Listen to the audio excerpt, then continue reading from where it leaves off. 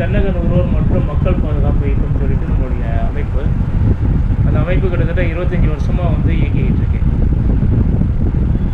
இது என்னன்னா நம்ம Tamil Nadu civil supply and consumer டிபார்ட்மெண்ட்டுடைய ஒரு கவர்மெண்ட்டுடைய அங்கீகாரம் பெற்ற ஒரு பெரிய அமைப்பு. இது அமைப்பு என்ன வேலை அப்படின்னா, ஜென்ரலாக இதுக்கு முன்னாடியெல்லாம் பார்த்தீங்கன்னா நுகர்வோருக்கு வந்து பாதுகாப்புங்கிறதே கிடையாது. மனித உரிமை மீறல், நுகர்வோர் மீறல் எல்லாமே இருக்குது. இப்போ நுகர்வோர்னால் யாருன்னா, பிறந்த குழந்தை முதல் ஜனாதிபதி வரை எல்லாருமே நுகர்வோர் தான், கன்சியூமர் தான். நமக்கு சொந்தமாக எந்த ஒரு பொருள் வாங்கினாலும் சரி, சேவையை வாங்கினாலும் சரி, அதில் பிரச்சனைகள் இருந்து அது தரமாக இல்லை, அது வந்து டைமிங் இல்லை அப்படின்னா அவங்க மேலே வந்து நம்ம ஆக்ஷன் எடுக்கணும். இதெல்லாம் பார்த்திங்கன்னா முன்னாடி ஒரு 60 பார்த்தீங்கன்னா 60லாம் பார்த்தீங்கன்னா உங்களுக்கு இதுக்கு இந்த ரைட்ஸே கிடையாது.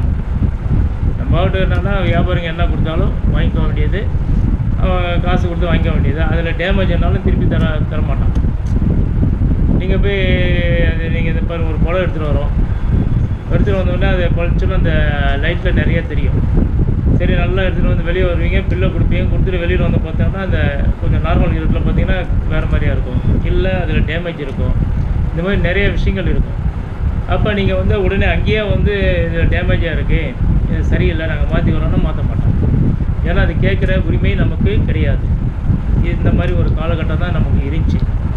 இந்த மாதிரி டைமில் வந்து அமெரிக்காவில் வந்து ரால்ஃப் நாடான்னு சொல்லிட்டு ஒரு இன்ஜினியர் என்ன பண்ணார், ஃபோர்டு கார் ஒன்று விலைக்கு வாங்கும்போது அதை வாங்கி சர்வீஸ் பண்ணும்போது அது ஒரே சவுண்டு கிவுண்டாக இருந்துச்சு, அதை ஒன்றுமே பண்ண முடியல.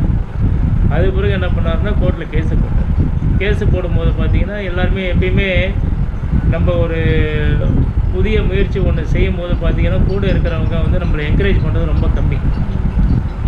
முடிஞ்ச வரைக்கும் நம்மளை வந்து ஒரு டிஸ்கரேஜ் பண்ணி நம்ம அதை வேலை செய்ய விடாமல் நம்மளை கேவலப்படுத்தி இல்லை அசிங்கமாக பேசி இப்படி தான் கொண்டு போவாங்களே தவிர யாரும் வந்து உங்களை தட்டி கொடுத்து பாருமா அப்படின்னு சொல்கிறதுக்கெல்லாம் யாருமே இல்லை. அந்த அனுபவங்களும் உங்களுக்கு நிறையா இருக்கும். ஸோ அந்த மாதிரி அவருக்கும் வந்து நிறையா அவமானங்கள், அசிங்கங்கள்லாம் நிறையா நடந்துகிட்டு இருந்துச்சு. அதெல்லாம் விமர்சனத்தை பற்றி அவர் கவலையே படாமல் அவர் கேஸை வந்து நடத்தினதில் அது தீர்ப்பு வந்துச்சு. அந்த தீர்ப்பில் பார்த்தீங்கன்னா அந்த காரு வந்து மேனுஃபேக்சரிங் டிஃபெக்ட், அதனால் வந்து கம்பெனிக்காரன் தான் பொறுப்பு, அந்த காரை மாற்றி தரணும்னு சொல்லிட்டு ஒரு நஷ்டம் வந்து ஒரு ஃபிக்ஸ் பண்ணி கொடுத்தாங்க. இதுதான் உலக அளவில் ஃபஸ்ட்டு எல்லாரையும் திரும்பி பார்க்க வச்ச ஒரு வழக்கு இதுதான் அமெரிக்காவில் வந்து உடனே என்ன பண்ணியிருக்காங்க, இது கன்சியூமருக்காக நம்ம எதாவது பண்ணணும் அப்படின்ற பார்லிமெண்ட்டில் ஃபிக்ஸ் பண்ணி அங்கே வந்து பெரிய டிஸ்கஷன் வந்து அப்போ ஜான் கென்னடி இவங்கெல்லாம் இருந்தப்போ நமக்குள்ள ஒரு உரிமைகள்லாம் கொடுத்தாங்க. இது ஒரு 8 உரிமைகள் நமக்கு கொடுத்துருக்காங்க. இதை வரலாறு பெருசாக இருக்குது, நான் சொல்கிறேன். இது இந்தியாவில் எப்போ வந்துச்சுன்னா 1986 ராஜீவ்காந்தி பிரைம் மினிஸ்டராக இருக்கும்போது நம்ம பார்லிமெண்ட்டில் இந்த பில் பாஸ் பண்ணி நுகர்வோருக்கு பாதுகாப்பு வேணும், அவங்களுக்கு உரிமை வேணும்னு சொல்லிட்டு அதை கொண்டு வந்த உடனே என்ன பண்ணாங்க, அது எல்லா இடத்துலையும் பரவலாக கொண்டு வரும். ஸோ கொண்டு வரும்போது பார்த்திங்கன்னா இந்த மாதிரி குழுக்கள் ஒன்று அமைச்சு கொண்டு வந்தால் பெட்டராக இருக்குது, அவங்க மூலிமா அங்கங்கே பண்ணலாம் அப்படின்னு சொல்லிட்டு அந்த மாதிரி குழுக்கள்லாம் நிறைய ஆரம்பித்தாங்க. அந்த மாதிரி ஆரம்பித்த கன்சியூமர் குழு தான் இது எல்லாமே. அப்போ ஆரம்பிக்கும் போது நிறையா வந்து அவங்களோட தவறாக நிறையா பண்ண ஆரம்பிச்சிட்டாங்க. அப்போ வந்து ஒவ்வொரு ஸ்டேட் கவர்மெண்ட் என்ன பண்ணால் இதில் ஒரு தகுதியான அமைப்புகள் எதுன்னு வெரிஃபை பண்ணி அவங்களுக்கு மட்டும் அந்த ஆதரைஸ் கொடுத்தாங்க. அதே மாதிரி தமிழ்நாட்டில் எடுத்திங்கன்னா 80 பேர் கிட்டத்தட்ட இப்போ இருக்கும். 80 பேருக்கு கிட்டத்தட்ட இங்கே ஒரு 2000-3000 அமைப்புகள்லாம் இருக்குது. ஆனால் 80 பேருக்கு மட்டும்தான் தமிழ்நாடு கவர்மெண்ட் சிவில் சப்ளை டிபார்ட்மெண்ட்டில் கொடுத்துருக்காங்க. ஸோ அவங்க என்னென்னா இந்த கவர்மெண்ட்டோட சேர்ந்து இந்த மக்கள் மத்தியில் பெரிய விழிப்புணர்வு கொண்டாடணும், அவங்க பாதிக்கிறத வந்து அவங்களுக்கு கைட் பண்ணி அவங்களுக்கு இது பண்ணணும் அப்படிங்கிறதுக்காக வந்து அது ஒரு பெரிய அவேர்னஸ் வந்து பண்ண சொல்லியிருக்காங்க. இதில் என்னன்னா தமிழ்நாடை பொறுத்த வரைக்கும் அங்கங்கே அமைப்புகள் சின்ன சின்ன அமைப்புகள் இருக்கே தவிர யாரும் வந்து அவங்கள மீறி யாருக்கும் வந்து அவங்க அதை இது பண்ணுறது கிடையாது. நம்மளுடைய அமைப்பு மட்டும் என்ன பண்ணுறோன்னா இதை நம்மளே வந்து இப்போ எல்லாருக்கும் சொல்லிக்கிட்டு இருக்க முடியாது. ஸோ நம்ம நிறையா பேர் உறுப்பினர்கள் நிர்வாகிகள்லாம் கொண்டு வந்து உள்ள அமைப்பில் கொண்டு வந்து அவங்க மூலிமா அங்கங்கே வந்து அவங்களுக்கு ஒரு ட்ரைனிங் கொடுத்து அவங்க மூலிமா வந்து பிரச்சாரம் பண்ணட்டும். ஏதோ கெட்டது எது நடந்தாலும் சரி நீங்கள் அக்கம் பக்கத்தில் கேட்கணுன்னா கேட்கலாம். நீங்கள் ஒன்றில் ஒரு ரேஷன் கடையில் போகிறீங்க, அவன் வந்து ஜாமான் இல்லைங்கிறான், இல்லை அடுத்த வாரம் வாங்குகிறான், இல்லை எடை கம்மியாக போடுறான், நீங்கள் கேட்குறோன்னு யோசிப்பீங்க. இப்போ இந்த மாதிரி அமைப்பில் இருக்கும்போது நேரம் எப்போ என்ன நீ எடை கரெக்டாக போடு, தரசை காட்டு, கரெக்டாக எடை போடு, இல்லை ஜாமான் எவ்வளோ வந்துச்சு, இன்றைக்கி எவ்வளோ அலாட் பண்ணியிருக்காங்க இந்த மாதம், எவ்வளோ ஜாமான் வந்திருக்கு, எவ்வளோ பேருக்கு கொடுத்த, எவ்வளோ அரிசி கொடுத்த, நீங்கள் கேள்வி கேட்கலாம். கேட்கலையா நேராக இந்த மாதிரி அமைப்பில் வந்து பேசலாம்னு சொல்லிட்டு தாசில்தாரோ இல்லை அங்கே ஆஃபீஸர்ஸ் நம்பர்லாம் வந்து ஃபோன் பண்ணால் அடுத்த செகண்டில் அவங்க வந்து அதுக்கான நடவடிக்கை எடுப்பாங்க. இந்த மாதிரி என்ன ரேஷன் மட்டும் கிடையாது, நம்ம வாங்குகிற காசு கொடுத்து வாங்குகிற எந்த பொருளாக இருந்தாலும் அதில் விலைகள், தரம் இதெல்லாம் பார்த்து நம்ம வாங்க வேண்டியது இருக்குது. ஸோ இதெல்லாம் விழிப்புணர்வு மூலிமா தான் நம்ம பண்ண முடியும். இப்போ பிரச்சனை வந்த பிறகு நீங்கள் பிரச்சனைக்காக ஒருத்தவங்களை தேடி போய் அவங்கள்ட்ட போய் நின்று அவங்க ஒரு 10 டிப் வர சொல்கிறதுக்கு வரதுக்கு முன்னாடியே நீங்கள் வந்து ஒரு பாதுகாப்பாக எச்சரிக்கையாக இருந்தீங்கன்னு வச்சுக்கோங்களேன். ஒவ்வொரு விஷயம் செய்யும்போதும் நீங்கள் வந்து கேட்கணும். இப்போ ஒரு ஃப்ரிட்ஜ் வாங்குறீங்க, கடைக்கு போகிறீங்க வாங்குறீங்கன்னா நேராக போனால் அந்த ஃப்ரிட்ஜை பேக் பண்ண போனால் சொல்கிறோம். நேராக ஃப்ரிட்ஜ் போனால் என்ன கம்பெனின்னு பார்க்குறோம், அது என்ன எப்படி ஒர்க் பண்ணுதுன்னு பார்க்குறோம், சர்வீஸ் எப்படின்னு பார்க்குறோம். எல்லாமே விசாரிச்சுட்டு அது பிறகு தான் வந்து நம்ம வந்து அந்த பொருளை வாங்குகிறோம். அப்போ வாங்குறது முன்னாடி அதை பற்றி உங்களுக்கு நாலேஜ் இருந்துச்சுன்னா நீங்கள் வந்து கேள்வி கேட்கலாம். இல்லைன்னா என்ன பண்ணுவாங்கன்னா கடைக்காரன்லாம் அவனுக்கு எது விற்கிறோன்னு ஒரு கணக்கில் வச்சுருக்கானோ அந்த பொருள் தான் ரொம்ப பவரு, நல்ல வேல்யூபிள் பொருள் அப்படின்னு சொல்லிட்டு அவன் ஏதாவது ஒன்று தலையில் நம்ம கட்டுவோம். அப்போ அவனுக்கு கேள்வி கேட்கும்போது அவன் எல்லாத்தையும் சொல்லும்போது நீங்கள் உங்களுக்கு தெரிஞ்சால் மட்டும்தான் நீங்கள் திருப்பி அவனுக்கு சொல்கிறது பூரா கரெக்டாங்கிறது உங்களுக்கு எப்படி தெரியும்? அப்போ உங்களுக்கு எதாவது தெரிஞ்சால் மட்டும்தான் அதை நீங்கள் கேட்க முடியும். ஸோ அப்போ நம்ம வந்து இந்த மாதிரி விஷயங்கள் வந்து நிறையா நம்ம தெரிஞ்சுக்கிட்டு போகும்போது அதுவும் மகளிர் தான் ரொம்ப முக்கியம். ஏன்னா இன்றைக்கி வந்து உங்களுக்கு மகளிருக்கு நாலேஜ் இருந்தாலே அந்த ஃபேமிலியில் எல்லாருக்கும் நாலேஜ் வந்துடும்.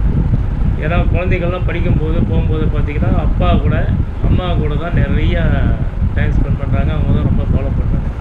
ஸோ அவங்க விஷயங்கள் நிறையா தெரிஞ்சுக்கிட்டால் தான் ஒரு பசங்க மூலிமா நிறையா கொண்டு வர முடியும். நல்ல ஒரு குவாலிட்டியான ஒரு நம்ம பசங்களாம் வந்து அடுத்த நம்ம வந்து இப்போ வந்து பீரியட்ல எல்லாருமே நம்ம லேடிஸ் தான் நம்ம சொல்கிறதுக்கு இருக்குது. இல்லைன்னா நம்ம பிள்ளைங்கள்லாம் இருக்காங்க.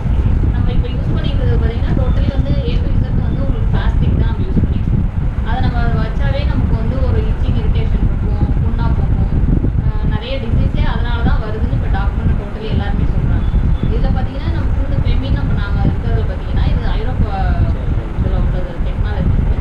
அது வந்து டோட்டலி A to Z காட்டன்னா ஒரு 5 டெக்னாலஜி இருக்குது. அது பார்த்தீங்கன்னா இப்போ குழந்தைங்க இல்லாததுக்கெல்லாம் காரணமே வந்து இந்த நாப்கின் தான் சொல்கிறாங்க. அதுவும் ஒரு காரணம். அதிகமாக வந்து காரணமே வந்து அதான். ஏன்னா ஒரு பிள்ளைங்க வந்து 10 வயசுலேயே பிள்ளைங்க பெரிய பிள்ளை ஆகிடுறாங்க. அந்த ஒரு பிளாஸ்டிக்கை வந்து பிளாஸ்டிக்கே யூஸ் பண்ணக்கூடாதுங்கிறாங்க. அதை வந்து நம்ம எந்த இடத்துல வைக்கிறோம், நம்ம சேஃப்டியான ஒரு இடத்துல வந்து ப்ரொடக்ஷன் ஆக வேண்டிய இடத்துல நம்ம வைக்கிறோம். அதனால தான் அந்த மலட்டுத்தன்மையே நமக்கு வருது அப்படின்னு சொல்கிறாங்க. அதுலேருந்து வெளில வர்றதுக்கு தான் இப்போ எங்கள்கிட்ட உள்ள ஒரு நாப்கின் இருக்குது. இது வந்து நம்ம ரொம்ப வருஷமாக நாங்கள் யூஸ் பண்ணி நிறைய பேருக்கு அதில் சக்ஸஸ் ஆகிருக்கு. நம்ம வீட்டில் இருக்கிறப்ப அந்த ஃபீலிங் இல்லாமல் இருக்கும், ரொம்ப கம்ஃபர்டபுளாக இருக்கும். அதை பற்றி ஒரு அவேர்னஸ் தான் வந்துடும். டெமோ நாங்கள் சரி சரி நீங்கள் ப்ரொடக்ஷன் பண்ணுறீங்களா? ப்ரொடக்ஷன் நம்மளோடது கிடையாது. இது வந்து இதுலேருந்து வருது, ஜெர்மன் ப்ராடக்ட். அது அங்கேருந்து இம்போர்ட் பண்ணி தான் நாங்கள் அங்கேயே ரீசேல்ஸ் ஆமாம் ரீசேல்ஸ். அதுக்கு வந்து நம்ம ஸ்டாக்கிஸ்டாக எடுத்துருக்கோம். வந்து கோமதி அம்மான்னு ஒருத்தவங்க வந்து இதில் எடுத்துருக்காங்க. ஈரோட்டில் ஒருத்தவங்க அவங்க 15 வருஷமாக அதை செய்கிறாங்க. அது வந்து இப்போ தான் இந்த கொரோனா சமயத்தில் தான் அது அதிகமாக தெரிய ஆரம்பிச்சு. சரின்னு சொல்லிட்டு நாங்கள் அப்போலேருந்து நாங்கள் வாங்கி அதை யூஸ் பண்ணிகிட்டு இருக்கோம். அதுக்கப்புறம் அது பெருசாக ஓரளவுக்கு ஆனோன்னா அவங்க வந்து டோட்டலி எல்லாருக்கும் டிஸ்ட்ரிபியூட் பண்ணாங்க. ஒவ்வொரு ஏரியாவுக்கும் ஸ்டாக்கிஸ்ட் கொடுத்தாங்க. இது நல்லா இருக்குது, மக்களுக்கு ஒரு விழிப்புணர்வு கிடைக்குது, ஒரு நல்லதும் நம்ம செய்யணும்னு சொல்லிட்டு நாங்கள் அதை எடுத்து ஸ்டாக்கிஸ்டாக எடுத்து கடைங்களுக்கு எல்லாத்துக்கும் நாங்களே பண்ணிடுவோம். சரிங்களா? இல்லை நானும் இவங்களும் பார்ட்னர் தான். ஆமாம், நாங்கள் 2 பேரும் சேர்ந்து பண்ணுறோம். எங்களோட இன்டர்ன்ஷிப் பண்ணுறதுக்கு யாராக இருந்தாலும் வில்லிங்காக இருந்தால் சேர்ந்து பண்ணலாம். நீங்கள் வீட்டில் இருந்தே பண்ணலாம், வெளியே வரணும்னு அவசியம் இல்லை. வீட்டில் இருப்பீங்க, நீங்கள் இந்த பேக் யூஸ் பண்ணி பாருங்கள். உங்களுக்கு பர்சனலாக இதோட ஃபீட்பேக் எப்படி இருக்கும்னு தெரியும். ரொம்ப நல்லாயிருக்கும். நம்ம முன்னாடி ப்ரீவியஸாக யூஸ் பண்ண பேடுக்கும் இதுக்கும் நல்ல சேஞ்சஸ் தெரியும். அப்போயே நீங்கள் உணர்ந்துருவீங்க இந்த ப்ராடக்ட் உண்மையாலுமே குவாலிட்டி நல்லா இருக்குது அப்படின்னு. அப்படி இருக்கிறப்ப நீங்கள் உங்களை சுற்றின சர்க்கிள் இருப்பாங்களா, உங்கள் ரிலேட்டிவ் சர்க்கிள் இருப்பாங்க, நிறைய எல்லாத்துக்கும் சஜஸ்ட் பண்ணிங்கன்னா அவங்களுக்கு 1 டைம் கொடுத்து பாருங்கள். அவங்களும் நல்லா இருக்குன்னு கண்டிப்பாக உங்ககிட்ட தான் வரும். 100 பேர் கொடுத்தீங்கன்னா 2 பேர் தான் அதில் ஏதாவது சும்மா சொல்லுவாங்க, தவிர 98 பேர் திருப்பி வருவாங்க. அந்தளவு இதோட குவாலிட்டி இருக்கும். நீங்களும் ஒரு பிஸ்னஸ் வாய்ப்பாக உங்கள் ஏரியாவில் நீங்கள் வீட்டில் இருந்தே இதை பண்ணலாம். வெளியே பண்ணுற ஐடியா இருந்தாலும் ஓகே, எப்படி பண்ணுறதுனாலும் நீங்கள் பண்ணலாம். இதில் ஒரு பிஸ்னஸ் வாய்ப்பும் உங்களுக்கு இருக்குது. இப்போ நாங்கள் எப்படி இதில் இணைஞ்சு பண்ணுறோமோ அது மாதிரி நீங்கள் எங்களோட இணைஞ்சு பண்ணலாம். உங்களுக்கு எவ்வளோ பேக்கெட் தேவையோ எங்ககிட்ட பர்ச்சேஸ் பண்ணிக்கிட்டு நீங்கள் சேல்ஸ் பண்ணலாம். எல்லாருக்கும் இது ரொம்ப நல்லதாக சின்ன ஒரு டெமோ மட்டும் டீ கொடுத்துருங்க.